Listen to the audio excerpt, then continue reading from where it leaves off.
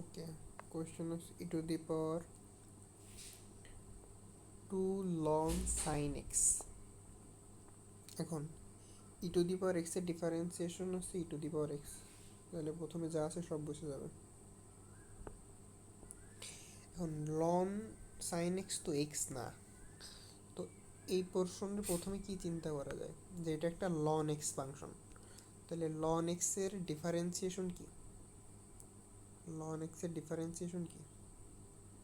যে 1/x, তার মানে এখানে লিখবো 1/sin x। একটু জায়গার সংকলন হচ্ছে যদিও। এখন সাইন এক্সও তো এক্স না, তাহলে সাইন এক্সের ডিফারেন্সিয়েশন কজ এক্স। এটা গুণ আকারে আছে অ্যাকচুয়ালি, এটা এখানে না লিখি কজ এক্স। তার মানে কজ আর সাইন মিলে হচ্ছে কি হবে? কট এক্স হবে। তো অপশনে কোনো জায়গায় কট এক্স তো দেখতেছি না, অপশনে তো কট এক্স দেখতেছি না, অপশনে লিখছে কি সাইন টু এক্স। আচ্ছা ওয়েট,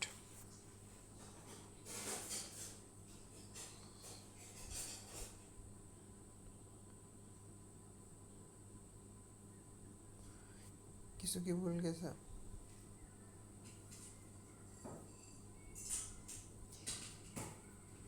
অন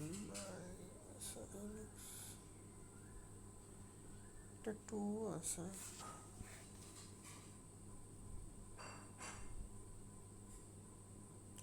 ও সরি, এটা এইভাবে করা যাবে না, এটা এইভাবে করা যাবে না, এটা সুন্দর একটা প্রবলেম। Let's try again. আচ্ছা এটা মুছে দেই, এটা মুছে দিই। হ্যাঁ ওকে। তো ওয়াইয়ের উপর মানে ই এর উপর যে জিনিসগুলো থাকে এগুলো পাওয়ারে নিয়ে ফেলে দেওয়া যায়, যেমন লন অফ সাইন এক্স আছে না,